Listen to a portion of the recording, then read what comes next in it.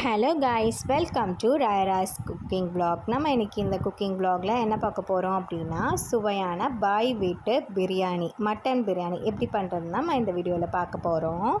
இது ஒரு egg and தயிர் பச்சடியோடு சர்வ் பண்ணிங்கன்னா அட்டகாசமாக இருக்கும். வாங்க வீடியோக்குள்ளே போய் பார்த்துடலாம். நான் இதை இன்றைக்கி எலக்ட்ரிக் ரைஸ் குக்கரில் தான் பண்ணியிருக்கேன். இது நான் ஆன்லைனில் தான் வாங்கினேன், அமேசானில் வாங்கினேன். தேவைப்படுறவங்க லிங்க்குன்னு கமெண்ட் பண்ணுங்கள், நான் லிங்க் உங்களுக்கு அனுப்பி வைக்கிறேன். நான் இந்த ரைஸ் குக்கரில் நான் ஆல்ரெடி குக் பண்ணியிருக்கேன். பிரியாணியுமே புலாவ் வெரைட்டிஸ்லாம் சூப்பராக அட்டகாசமாக வரும். நான் ஃபஸ்ட்டு இதுக்கு அரைக்க வேண்டிய திங்ஸ் சொல்லிடுறேன். கொத்தமல்லி, புதினா, 2 தக்காளி எடுத்திருக்கேன், சோம்பு. இந்த 4 திங்ஸை நம்ம அரைச்சிக்கலாம். எண்ணெய் ஊற்றிட்டு கொஞ்சம் கீ ஆட் பண்ணிவிட்டு பட்டை, ஏலக்காய், கிராம்பு, பிரிஞ்சி இலை, ஹோல் ஸ்பைஸ் போட்டு 2 வெங்காயம் நான் பெருசாக நீட்டாக வாக்கில் கட் பண்ணி ஆட் பண்ணியிருக்கேன். அது கூடவே பச்சை மிளகா, 3 பச்சை மிளகா நான் கீரி ஆட் பண்ணியிருக்கேன். நம்ம 2 தக்காளி எடுத்தோம் இல்லையா, அந்த தக்காளியிலேயே ஒரு 2 துண்டு போல் இதில் கொஞ்சம் ஆட் பண்ணிக்கலாம், கொஞ்சம் ஃப்ளேவருக்காக தான். அது கூடவே நம்ம ஒரு கை போல் புதினா அதையும் ஆட் பண்ணிவிட்டு நம்ம ஒரு கிளான்ஸ் நம்ம மிக்ஸ் பண்ணி விட்டுலாம். அதுக்கப்புறமா நம்ம ஃபஸ்ட்டு அரைச்சோம் இல்லையா, அந்த பேஸ்ட்டை நான் இப்போ ஆட் பண்ணுறேன். அது கூடவே தயிர், இந்த தயிர் ஊற்றுனீங்கன்னா நல்லா சூப்பராக இருக்கும். நம்ம வாஷ் பண்ணி வச்சுருக்க மட்டன் அதையும் நான் இதில் ஆட் பண்ணிக்கிறேன். நான் இதில் குக்கரில் வேக வச்சுலாம் ஆட் பண்ணல, நான் டேரெக்டாக தான் இந்த ரைஸ் குக்கரில் ஆட் பண்ணுறேன்.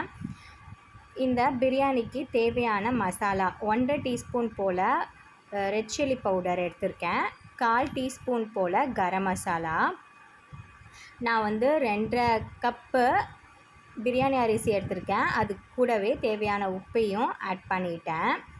இப்போது நல்லா இந்த மட்டனோட அந்த மசாலா எல்லாமே மிக்ஸ் பண்ணி விட்டிங்கன்னா எண்ணெய் பிரிஞ்ச மாதிரி வரும். இந்த ஸ்டேஜ் வந்ததும் நம்ம ரைஸ் ஆட் பண்ணிடலாம். 2.5 கப் எடுத்திங்கன்னா 5 கிளாஸ் தண்ணி வரும். நான் 4 கிளாஸ் தண்ணி ஆட் பண்ணியிருக்கேன். 1 கப் தண்ணி குறைச்சி ஆட் பண்ணிங்கன்னா பிரியாணி அவ்வளோ விதையாக சூப்பராக ஒன்றுக்குள்ள ஒன்று ரைஸ் ஒட்டாமல் சூப்பராக வரும். இதை ட்ரை பண்ணி பாருங்கள், இந்த மெஷர்மெண்ட்டை.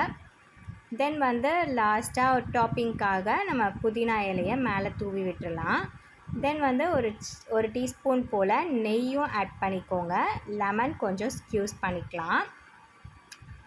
இதெல்லாம் தான் இந்த பிரியாணிக்கு நல்லா ஃப்ளேவர் கொடுக்கும். இப்போ நான் லிட்டை க்ளோஸ் பண்ணிடுறேன். இது வரைக்குமே குக் மோடில் தான் இருக்குது. நம்ம இப்போ பிரியாணி வெந்துருச்சு அப்படின்னா இது ஆட்டோமேட்டிக்காக வார்ம் மோடுக்கு வந்துடும். அப்போ நம்ம ஸ்விட்ச் ஆஃப் பண்ணிட வேண்டியதான். இப்போ பார்த்திங்கன்னா இதை நான் ஓப்பன் பண்ணி காட்டுறேன் பாருங்கள். எவ்வளோ ரைஸு அழகாக அந்த கலரெல்லாம் சூப்பராக அட்டகாசமாக வந்திருக்குன்னு பாருங்கள். நான் இன்றைக்கி அரைச்சி போட்ட மாதிரியே இந்த பிரியாணியை நீங்கள் ட்ரை பண்ணி பாருங்கள். இது அவ்வளோ அட்டகாசமாக அந்த கறி எல்லாமே நல்லா ஜூஸியாக வெந்து வந்திருக்கும்.